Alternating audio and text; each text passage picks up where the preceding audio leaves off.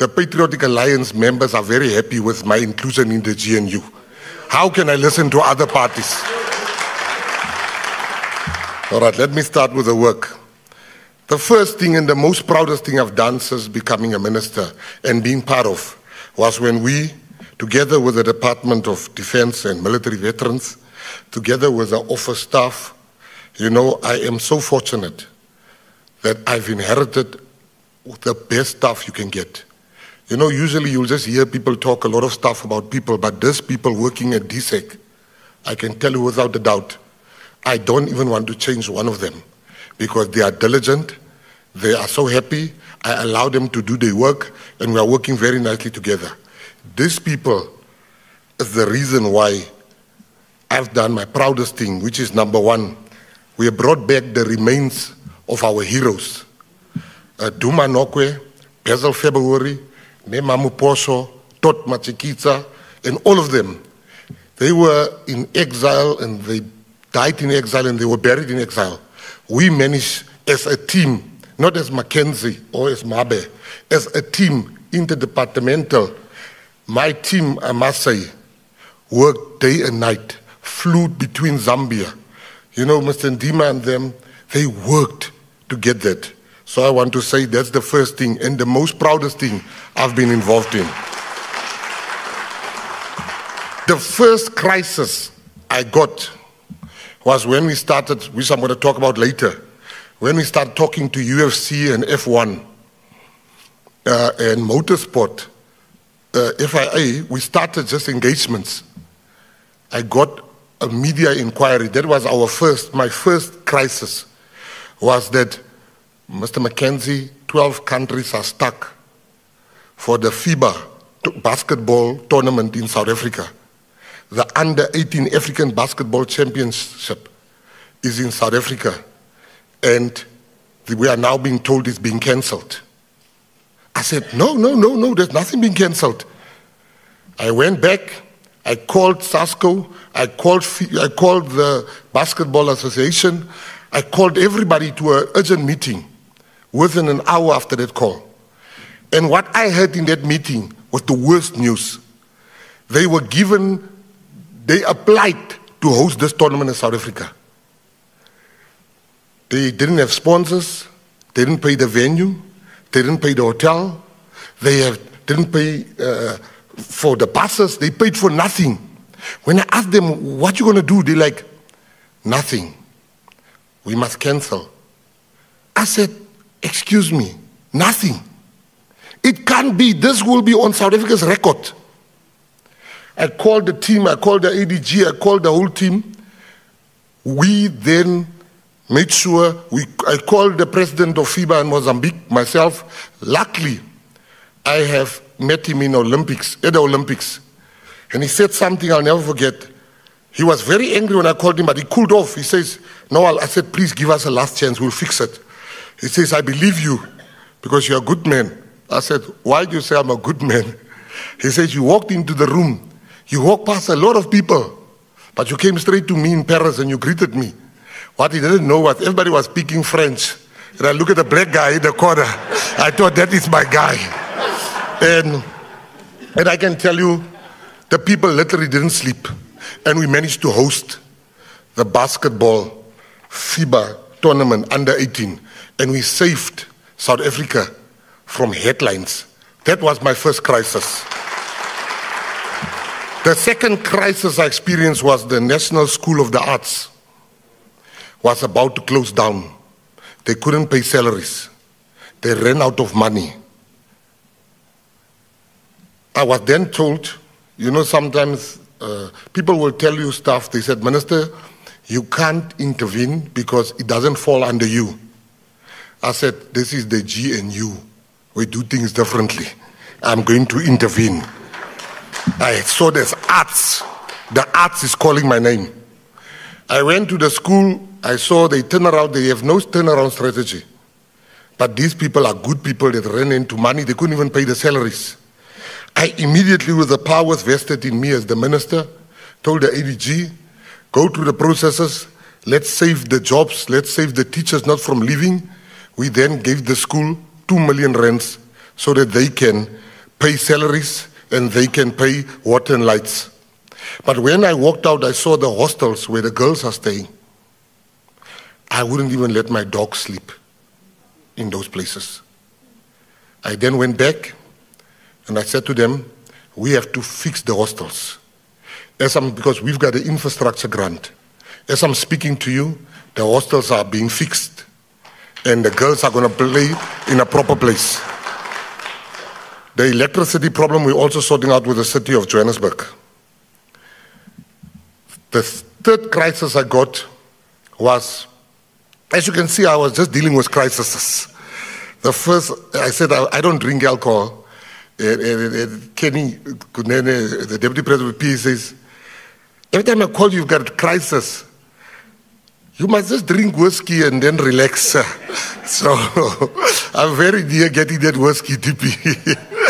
The third crisis we got was the under-20, the youth championship in Peru. There was no money for the people to go to for the athletes to go to Peru. There was no money. They needed a 4 million rands to go to Peru. I tell you, I pick up the phone, I called a few corporates, and you know, SuperSport was the first one that said we will help, and SuperSport helped. I called the ADG said we must help, the deputy minister said no, we have to help. And we came together with SuperSport and the deputy minister, and I can tell you, true story, 10 minutes before they closed the flight, we paid. 10 minutes before they closed the flight. Now, if we didn't pay, let me tell you the repercussions of that. None of them would have gone to Peru. Today, the whole world knows we have the fastest under 20 100-meter athlete, the fastest under 20 200-meter athlete. We got gold medals, we got different medals, all because of the intervention of myself and the deputy minister. So, you know, the president will always speak about job creation. I was told at the office that some people said, Minister, we just come to say bye-bye because next week our contract is finishing. I said, bye-bye, where are you going? No, we're just working on contract. Do you have another job? No, I don't have another job, Minister, but we enjoyed working with you. I called the ADG, I said, how many are they? She said, there are 66. I said, can we meet tonight? I remember, she's like, Minister, it's 9 p.m. I said, yeah, let's meet at 11 p.m. at the office. She said, I'm going to enjoy making this call to the senior management. And when I got there, 11 o'clock, they were there. We sat from 11 until 2 a.m.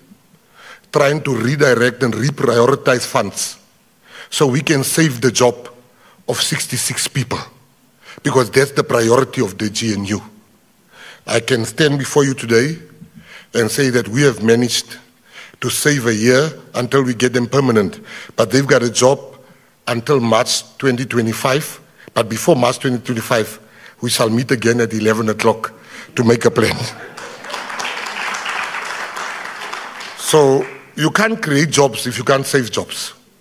So we've already saved 66 jobs in our department. Then this one is very hard. So artists in this country, I want to make it clear, I'm not a minister of condolences. I'm not a minister of funerals. I was told you didn't come to the funeral of Mapaputsi, but they omitted to say, I gave money for the funeral of Mapaputsi. But it can't be. We must be honest about this. It's not easy to say it, but I'm going to say it. We are not here to bury artists. Artists need to live a life so good that they manage that they can bury themselves. It's insulting for a person who didn't have bread, but you put them in a casket of 50,000 rands. It's not right. So we should not fight so that artists should be buried. We should fight for artists to live right. Because of my corporate history, I looked at why is it that our artists are poor? And I found 3 things. Number one, artists are poor because they get exploited by the record labels. Number two, artists are poor because the people representing artists can't even account for the money that we give them. Now, if you can't account for the money that we give you, how are you going to account to the people that you represent? If the Mureki, you can't give him the papers he wants. So there's a problem. We then called all of the artists. We realized that artists sometimes are good artists, but they may be, and creators, they're not good business people. You can't be everything in life. I'm a good business person, but I'm not a good artist. And sometimes they represent themselves in contracts and they get exploited. I then called a group of lawyers of the arts. I said, we are going to pay you as the government. You must look through every new contract every artist is going to sign in this country, so that you must make sure that artists don't get exploited. And artists will not pay for that service. The department will pay for that service. We then called the Boss Barat. In that Boss Barat that we called, we had frank discussions. We built up different sectors. And those sectors, we're going to pay for their officers. We're going to give them board fees. We are going to make sure that the sectors represent the artists. You can't have one person representing writers, filmmakers, crafters, choir music. Every sector should be represented by sectorial people that understand the problem. So we have a Boss Barat, and there are 72 sectors and subsector organizations, which I want to make clear, they will be getting money from us so that they can run and agitate for the better behavior from corporates, from government, and make sure artists get truly represented. And we cannot, as government, say we care about artists, but we don't want to recognize them as workers. I'm busy fighting so that artists, together with Minister Tau, so artists can be known as, they can be recognized as workers. The Copyright Amendment Bill, they want the president to sign it. But I went to go read it.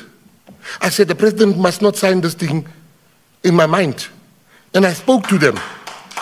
Because how do you sign something that says, and I speak from experience because I'm a writer.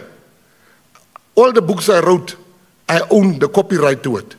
If you want to use one sentence there, you're going to pay me. If you want to use a comma, you're going to pay me. And we are in big discussions with one of the biggest movie houses abroad. And we are negotiating on price because they talk to me, because I owe my work. In the Copyright Amendment Bill, there's a line that says free use. You can't have that, fair use. How do you have fair use? You don't go to McDonald's and say a burger is 80 rands, but I've got 40 rands, give me a burger because of fair use. So why must artists' music be used? So once we fix those little things, we will come back and we will sign it. And we will make sure that when you die, you look at Shaka Zulu, Henry Cele, one of the best actors this country's ever produced. Shaka Zulu come from when we were young. Till today, they still play Shaka, but he gets nothing. Artists will be paid to be on a show. I remember there's this show called, there was what do you call it, where they make fun of people. What was it called? No, they make fun where Kenny Kunene was on. It was called The Roast. When they came for the roast to Kenny Kunene, they gave him back and they said, are you mad? Kenny said, this is what I want. They said, we can never pay you that because the other artists, if they see we pay you this much, they will also demand that from us. He says, I'm not going. After a year, they came back to him. They're like, all right, I'm paying you this amount. He says, no, a year had passed. I must put more. And they paid him the money. So I just want to say that's what we want to do. And then, today I want to tell you, I want to thank the SABC and SuperSport, MultiChoice. I want to thank them openly. Because the most important rugby game, I went to them. We fought. I think they were very irritated with me. I fought so that every South African can watch that rugby game.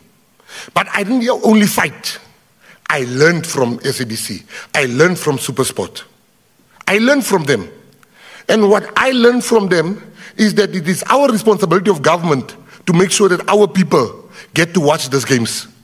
We can't put it on them. We must put it on us. So what I've done, they were telling me all those things. I said, yeah, we will talk. Let's just show this one on Saturday, and I'll go back. And today I want us to give SABC and SuperSport a hand, because SuperSport graciously said, let South Africa watch the game. And we did watch the game. And I can assure you that we are doing our work in cabinet to make sure we make sport accessible. And we pay what companies demand for their product. So that is something that is ongoing. I also want to say, you know, for me, I'm going to make you one example while I talk about SuperSport.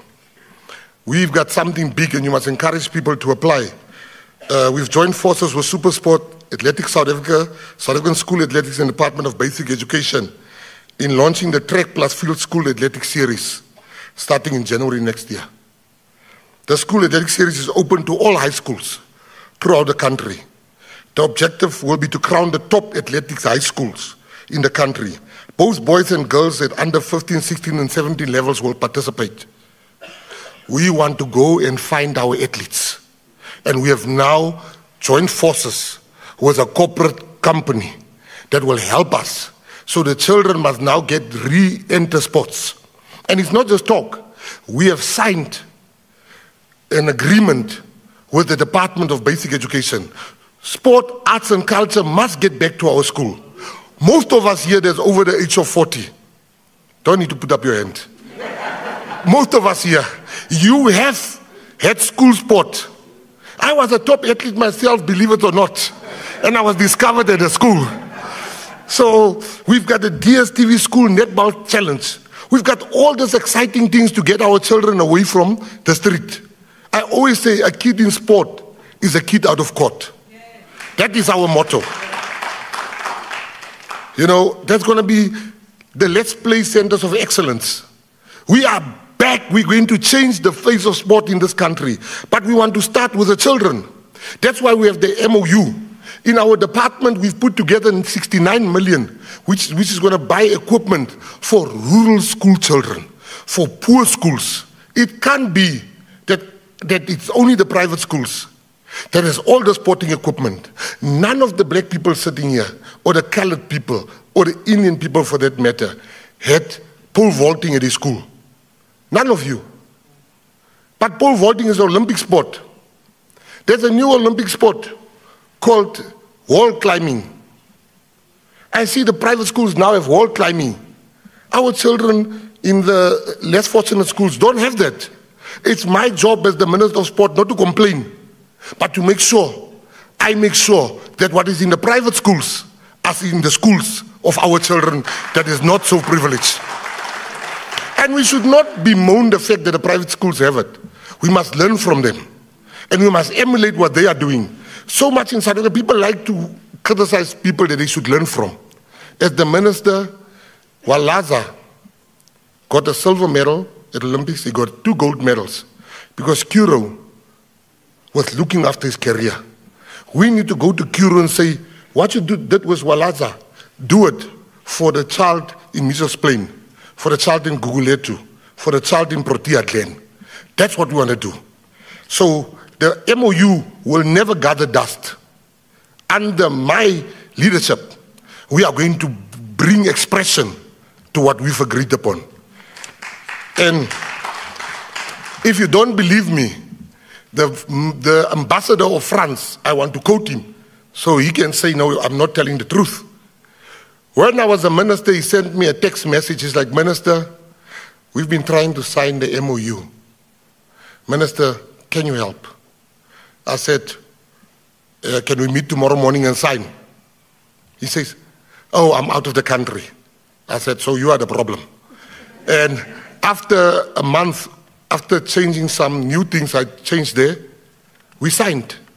And he stood up at a press conference. He said, I must tell you, this ministry is the fastest ministry I've ever worked with. These are action men. I said, didn't hear you, repeat that again. So, that is what we're going to do with the same thing. Then, you know, government, we must listen to people. And the GNU is that type of a government. I was at Fame Week, I met 3 little girls. My protectors told me, you have to leave, it's becoming too dangerous. Everybody's grabbing me and want a picture. And when they were pulling me out, this girl is pulling my jacket. And I'm like thinking, I'm not going to leave you. I said, how can I help you? She's like, 30 seconds. And I said, let him come, let him come. The 3 ladies came. They spoke, all 3 of them spoke at one time. And all I could hear is that our movie house in Kalicha is closed because we don't have a screen that's working. We don't have proper speakers. Our computers are old. I said, I will be there within a week. When I turned around and said, why? We'll never see him again. And they saw me. And I went to go look at the screen. It wasn't working properly. I went to look at the speakers. I went to the library. When I saw the computers, I realized those were the computers that we used to steal before I went to jail. That's how old those computers were. I can tell you today, myself and the deputy minister on Monday first. On Monday, we took them the money. They are putting a new screen, new speakers, and new computers in that school. 10 students in Mitchell's Plain got bursaries to study music. After studying music, those 10 kids, you can change? She's coming here. You see, I learned quick in government, they change. I never knew that on TV. So I'm thinking these people, esteemed people, when they go to the gym, they must do this training because the whole time. So,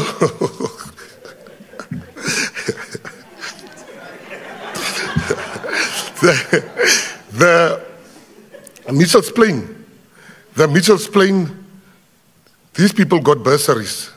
And when they graduated, they went back to the townships in Mitchell's Plain and Kalicha and Delft. And they started to teach other kids music. They will go from from flats to flats to flats to flats to flats, getting people music, teaching people how to play music. And they will do one. Can I get tissue, please? And they will do one instrument. And children will be away from the gangs to go and teach music. It gives me great joy that when they met me, I made sure that we speak to Betway and the department, and we said we'll match them rent for rent what they gave. They gave equipment for 1 million rand, and the department put another 1 million rand for equipment. Thank you. For equipment for the kids. Now they can teach 400 students and keep them away from crime so they can teach music. When I became the minister, I saw the list of people going to Venezuela. I said, where are the disabled people on this list? I cut the officials. I said, let's replace them with disabled. And let's have all the races here. You can't just have black people going. This country is not only black people, it's all of us. And I changed that and I removed some officials. And they went to the Venezuela fair. And the people of Venezuela came to myself and the minister, deputy minister, and they said South Africa was one of the best participants in the Venezuela book fair. So much so that the Cuban government is inviting us to be the main guest next year at the Cuban Book Festival. And it's going to be transparent. We are going to have everybody that wants to go with the government to Cuba. They must apply. So we do things a bit differently and more transparently. I have shown people that you have nothing to hide. So very soon look out for the authors that want to go and showcase in Cuba. The government will pay for this. Thank you very much. We have seen boxing. You know, the first black man to earn 100,000 in sport was Peter Terra Matebula. Peter Terra Matebula was the first black man to earn 100,000 in sport, prize money, which he had to share with the coaches. But Peter Terra Matebula, 40 years after Peter Terra Matebula, boxers are earning 4,000 rands a month, a fight. 4,000 rands to get brain damage. But when you look at the officials, there's officials that fly twice a week, renting expensive cars, running up phone bills of 120,000. That we said is not going to happen. So we've appointed the acting CEO, Tsulufelo Lizaka, from my office to oversee. We have stopped all this legal. They are not in the business of boxing. The boxing SA was in the business of legal issues. They stay in court. They have lawyers on retainer. I've stopped all the legal matters. We've settled the legal matters. We are now putting boxing back to where it belongs. The advert is out. You can also apply if you have boxing expertise, and you can add to the board. It is now being advertised. Knowing how to fight is not the only requirement. You must be able to have. This one is very personal to me. I grew up with spinning. I saw what spinning does. There's no gangsters in that sport. There's no drug users in that sport, because every cent they have, they buy oil, screws, seats, tires. Tires are expensive for us spinners. And I can tell you, when I went to prison and I came out, spinning was still at the same place, unrecognized, being called a gangster sport. People that don't do spinning don't see the value of it. So much so, when I became the minister, the first priority for me was spinning. And they thought, the white people thought I'm talking about spinning top in the gym, the things they do there. And some of the super coloreds were laughing at me. Like, why is he doing this gangster sport? I can tell you, spinning, I've been to an empty rugby game, empty soccer game, empty cricket game. I've never been to empty spinning. And I said, this will be my priority. I first had to teach my staff, from the ADG through to everyone, about spinning. And I remember the deputy minister said she's got a gusheshe. I'm still waiting to see that gusheshe. and I worked very hard to formalize spinning. Spinning, I met with Motorsport South Africa. They came with their problems to me, and I said, before I listen to your problems, fix my problem. You must legalize spinning. And they assured me they will do that. I went to meet with the president of the FIA, the highest decision-making person when it comes to anything with an engine, from F1 to GP to spinning, everything. He didn't even know what spinning was. He asked me send me 2 or 3 videos. I sent him 35 videos. I think he might have blocked me after that. And I'm very proud today to say spinning is going professional. Spinners will get a salary. And the federation is even now getting sponsorship. They are going to buy cars for the children that parents can't afford, the gusheshes. So DM, you better come clean very quickly. If you have a gusheshe, if you don't, you must also apply for a vehicle to spin there. And I want to thank Cell C, which became the first headline sponsor for spinning, and Kappa, which will now make sure that they are fully kitted in Kappa. So they'll treat them like they treated the Kaizer Chiefs, that team that I'm accused of supporting, which I don't. And then we had the DSTV Delicious Festival. I didn't even know what that was, but I went because the food was very delicious there.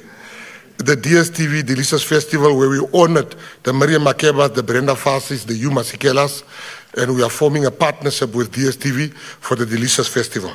So those are the things that we've been busy with. And I'm very proud to announce the World Rally Race Championship. For the first time, it's coming to Sun City. And I want to thank Motorsport South Africa. You guys have worked so hard. You fought very hard that South Africa is now, and it's only the beginning. F1 will still be coming, I'll talk about it shortly, but already we got one because we went to Baku. We were fighting with the president. I said to him, but you don't bring stuff to South Africa. And I said to Motorsport, go and fight. And we were on the phone with them the whole time during the vote. Denise had to switch off her phone like, they have not even started to vote, Minister. And when they voted, she called and she said, we've got it. And I want to say to you, this event is going to be the biggest motorsport event that we've had in this country. And I said to Motorsport, I have one problem which we are working on because government is also going to contribute. I said, before I contribute 1 cent, I would like to see black women also being part of it. I would like to see white women also being part of it. I don't want the sport to be an all-male, only male, even in the business fraternity. We must respect our women. They are sometimes better business people than we are. So our money will go to women in South Africa that will be part of that pie, of the advantages that will be received from hosting the World Rally Raid Championship. And if you can just see a video,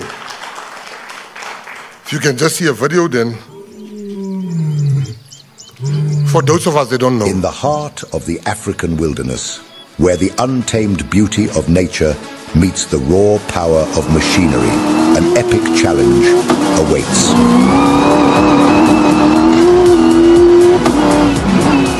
The South African Safari Rally, May 2025. For the first time, the prestigious World Rally Raid Championship comes to Southern Africa.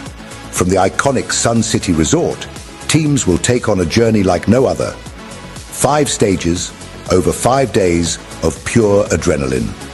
Starting on the 18th of May and finishing on the 24th of May. It begins with a prologue in the shadow of Sun City.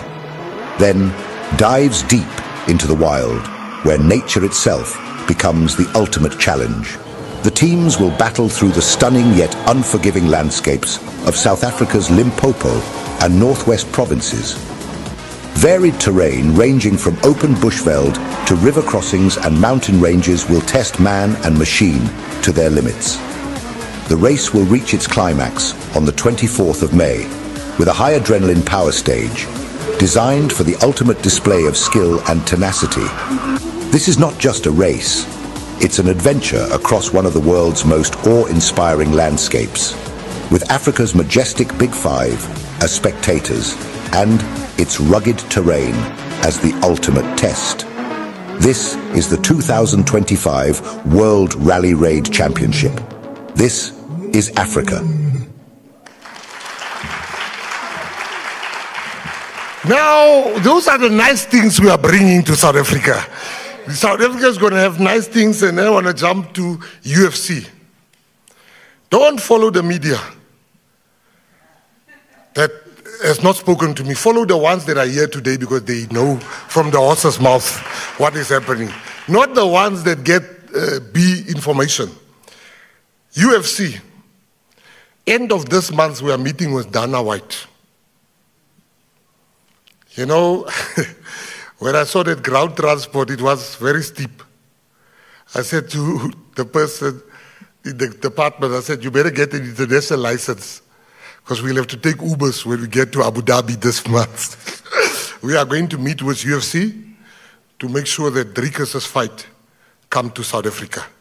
Just as we met with FIA and Motorsport to make sure this is coming, it is here. So the UFC, we are meeting. So there's no thing to say it is not coming. We are going to negotiate. We've been talking to them for 3 months. They've been asking us 1 million questions. They've asked SuperSport 1 million questions. And we are going to make sure that Driekus du Plessis, our champion, must fight here at home. And I will come back, hopefully with good news. And hopefully also not being asked so many questions about my trip to Abu Dhabi. Then, the F1. This is how far we are with the F1. South Africa has been to the altar twice and didn't get married. They go to F1, we want to host it. F1 is listening to them, then it falls flat. Because politicians, billionaires in this country, they started fighting, and I now became the minister. So I told the billionaires, back off. You are not the only billionaires in the world. I told the politicians, back off. I am the Minister of Sport. Let me talk with F1. I met the leadership of F1. I met the president of the FIA. I told them we would like to host the F1. They said they need certain letters within the next 30 days. Within 8 hours after my meeting with them, they received the letters that they asked me to give them within 30 days. They called me back to say, we've never seen this. We got what we needed from you within 8 hours. I said, sorry, within 10 hours. I said, no, sorry, it was 8 hours. So I want to thank my staff for getting all of that ready. What is happening now, we are meeting at the end of November. End of November, they're going to give us a list, and we need to pay certain things. There are 2 banks in South Africa that wants to get involved. There are companies that want to get involved. So the issue is not money. But where I am sitting, I look at the 2026, but more 2027 calendar. We are not the only country wanting it. Morocco wants it, Rwanda wants it, but they're very hilly. And they don't have a track yet. And big announcements are going to be made about our track very soon. So that's also coming. Then we are starting a very exciting thing. The last 3 things is Project 300. It cannot be, this is the example I always make people with my son. My son went to run, and the principal came to me when he was 10 years old. He said, Mr. McKenzie, you do know that your son is probably one of the fastest 10-year-olds in the country. I said, it can't be. He says, I'm telling you. When he was 11, he says, can you see? We timed him. I said, no, let me get him a coach. Start spending money on him, buy him treadmills, get everything. At the age of 12, we were at my family in Menenberg. And they started running with other kids in the street. An 11-year-old child, my son was 12, outran my son like my son was standing still. So people usually that goes to the Olympics respectfully said, am I the types of my son that has the money, the equipment, and all the help? But that 11-year-old is not going. So we're starting Project 300 to make sure that we are funding every child that has a promise. We make sure they get a salary, a stipend. We make sure they get good nutrition. We make sure that they get mental help. We make sure that they get the best coaching. Because in 2028, we are taking 300 athletes to the Olympics in Los Angeles. We can't just take 100 and something. We are also busy with the music policy and strategy document. We are also busy fixing Maskandi. Maskandi is being followed by a lot of people in this country. But Maskandi is being treated, even by our own radio stations, as some music that must only be played on Heritage Day. It can't be. My yogurt was a big hit when we put him on the DSTV Delicious stage. And I can assure you that Maskandi, Guma, all the music that's not been taken serious, we have budgeted money to make sure that all different genres take their rightful place. The same with sport. Msinga, all the traditional sports, we are making sure. Next month I'm going to Limpopo to go and attend the Msinga Festival. Boxing, is that boxing? Because we didn't send one boxer to the Olympics, amateur boxer. I'm going to Msinga to go and look for amateur boxers so that we can make sure we send them to the Olympics. Hip-hop, the same. Museums are outdated in this country. Our museums are old, uninteresting, boring. It's like a graveyard. Our museums need a total upgrade. And we are working hard to infuse tech, latest technology, in our museums, so that we can attract young people to come to the museums. We are also going to make sure we modernize all our museums, all the museums.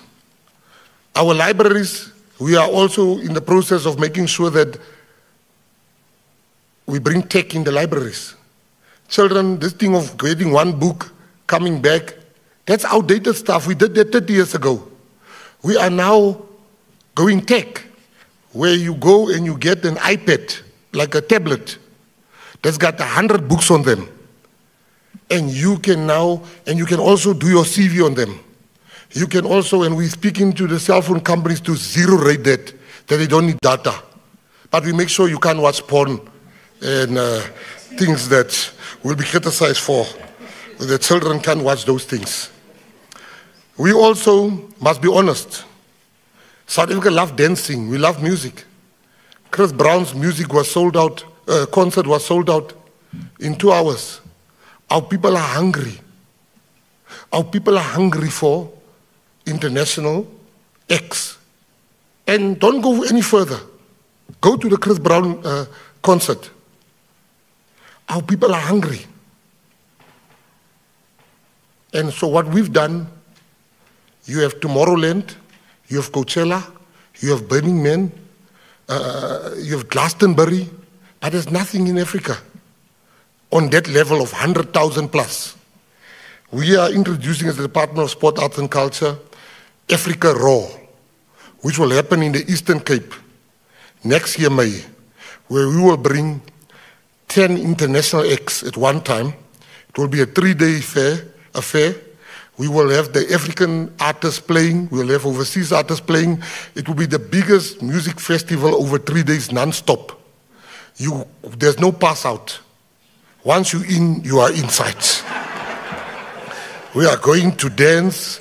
We are going to stay in tents. There will be levels. There will be nice glamping for the people like Ubo Kenny Kunene, where they got their own shower and toilet, but you're going to have to pay. Then there's the Honke Honke Batupili, where tens of people that just went there for nice music. And then you have the people that work for government like us, that will come with our own tents that's there at the back. But we're going to have the first time, and we're going to mix it with a big five. It will be at a resort, 3 days. We already spoken to big names that wants to come. So you can listen to music, watch the lions, make sure you don't get eaten, and come back and take pictures, and that's what we're going to do. In conclusion, I would like to end with this. 100 days is not a lot of time in government, because you still have to attend parliament, you have to attend cabinet, you have to attend cabinet committees, you have to attend the portfolio committee. I was called by President Ramaphosa, and he asked me, Minister Mackenzie, come see me. And I thought I'm in trouble. And he said, how are you holding up? I said, President, do you want me to give you the answer I'll give to you, or the one I'll give to my friends at home? He says, give me the one of your friends at home. I said, President, I've underestimated the workload of ministers. Number two, in 2022, I said ministers are getting paid too much money. I withdraw that with immediate effect. And I want to say to you that the GNU is the second chance that we've been given. Do not underestimate what the voters has given us as government. We work very nicely together. You know, John Steenhuisen and myself used to insult each other every election. And we're still going to insult each other. But I remember I was wearing a T-shirt and I passed one of his rallies and he said, there goes that green gangster. And we used to insult each other. Last week on Wednesday, the president was busy speaking in cabinet. He was seated next to me. And I see this man is busy under the table. And I get annoyed, like, what are you busy with? And when I put my head back, I saw he's eating biltong. And I said, and he looked at me, and he says, and he put in. And before I ate, for reasons I'm not going to mention here, I wanted him to eat first. When he ate, I ate, and I think I finished 60% of the biltong. He took 40%. I said, hey, come Nandi to be the Minister of Agriculture. So I want to assure South Africans that the GNU is working. It is, the president went to the USA. He was oversubscribed with meetings. The deputy president went to the UK. He was oversubscribed with meetings. And to everybody that's here, we are going to make sure that South Africa becomes one of the best countries again, and we take our rightful place in. And the ones that say the GNU is not working, they are already divorced and fighting, while we are still intact. We are going to build, and I want to thank my deputy minister, I want to thank the president for finding me worthy, and this is what I've managed to do in 30 days, in 100 days, and watch our next year. We are in fire. Thank you for coming.